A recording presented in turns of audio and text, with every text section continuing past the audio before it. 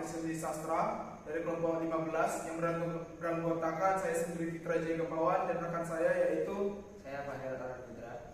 Nah, pada kesempatan kali ini kami akan memaparkan materi mengenai tentang RPP dan juga pembelajaran apresiasi sastra di SDFI. Nah, sebelum itu kami akan mencoba ice breaking, mencoba menimbulkan semangat, menumbuhkan semangat pada teman-teman semuanya. Jadi itu ya, di sini kami berupa yel-yelnya itu gini. Ini contoh ya. Jadi yang pertama itu tepuk semangat, semangat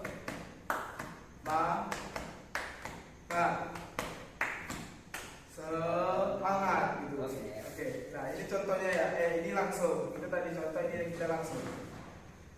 Tepuk semangat, semangat.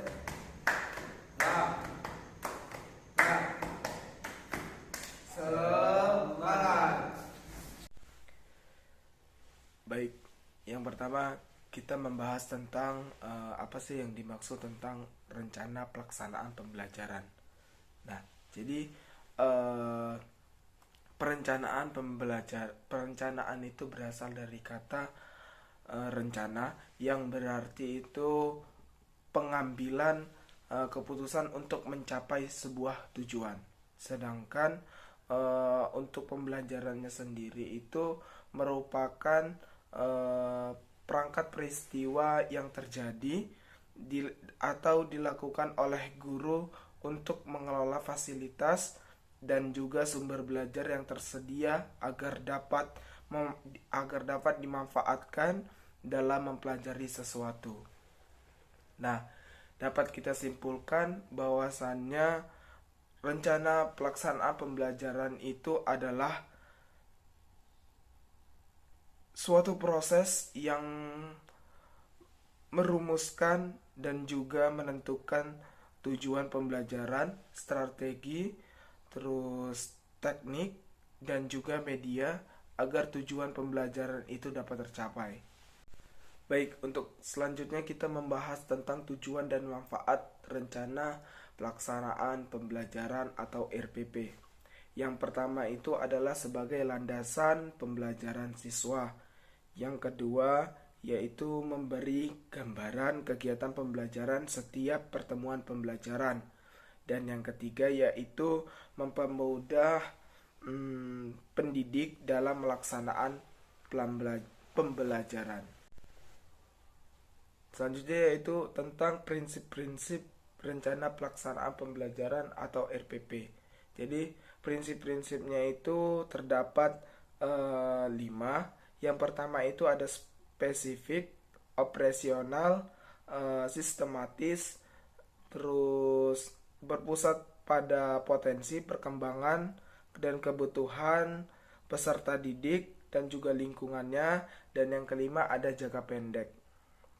Nah, yang pertama itu adalah spesifik, dan yang kedua operasional itu dalam arti itu dapat diukur yang dilakukan oleh guru dalam menciptakan sebuah komponen dan memperhatikan kondisi dan juga ketersediaan bahan dan sumber belajar.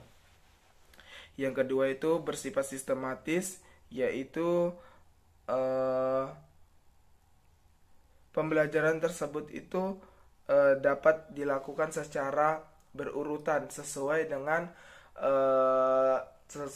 tertera yang ada pada RPP.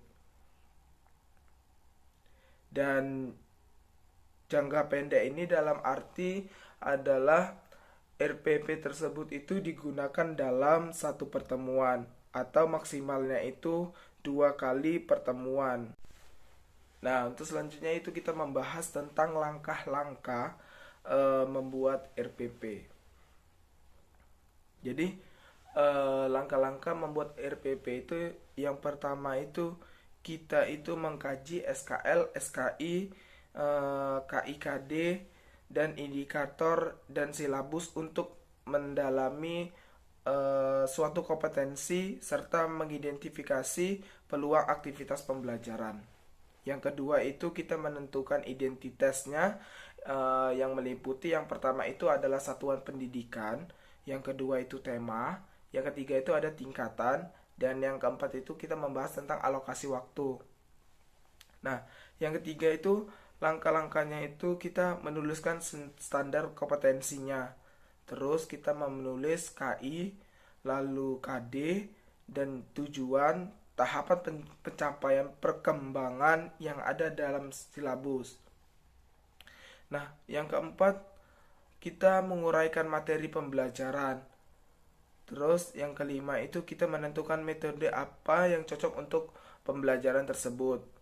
Nah, yang keenam itu kita melakukan kegiatan pembelajaran yang terdapat di dalam silabus. Jadi apa yang didapat di dalam silabus itu kita jabarkan ke dalam langkah-langkah pembuatan RPP. Nah, yang ketujuh itu kita itu menentukan sarana atau prasarananya. Seperti itu kayak media, alat, bahan, dan juga sumber-sumber pembelajarannya. Dan untuk RPP-nya ada di makalah kami, itu contoh dari RPP. Dan penyampaian selanjutnya, pemateri selanjutnya yaitu dari rekan saya. Baik, untuk yang selanjutnya yaitu pengertian tentang apresiasi sastra. Jadi pengertian apresiasi sastra ini adalah penilaian atau penghargaan yang diberikan kepada atau untuk sesuatu yang berbentuk sastra, yakni seperti puisi, prosa, dan lain sebagainya. Nah, itu untuk pengertian dari apresiasi sastra. Ya, kemudian untuk yang poin kedua yaitu contoh pembelajaran apresiasi sastra. Jadi contoh pembelajaran apresiasi sastra di sini saya mengambil yaitu pembacaan puisi. Jadi kita sebagai guru madrasah ibtidaiyah harus memberikan contoh terlebih dahulu, khususnya untuk peserta didik, agar bisa melaksanakan atau mengimplementasikan pembacaan puisi yang benar, mulai dari nada, intonasi, dan lain sebagainya. Jadi kita bisa untuk menyuruh atau menugaskan kepada peserta didik untuk membacakan puisi dengan metode atau cara yang benar sesuai apa yang telah kita contohkan kepada peserta didik. Jadi seperti itu. Kemudian untuk yang poin yang ketiga yaitu contoh dari RPP apresiasi sastra atau RPP pembelajaran apresiasi sastra. Bisa dilihat di makalah yang sudah di-share, disebarkan. Untuk lebih detailnya bisa dilihat di situ, mulai dari kompetensi dasar, kemudian tujuan pembelajaran, dan lain sebagainya sudah tercantum semuanya di situ. Seperti itu. Demikian presentasi dari kami, kurang dan lebihnya kami mohon maaf. Billahi taufiq wal hidayah. Assalamualaikum warahmatullahi wabarakatuh. Terima kasih.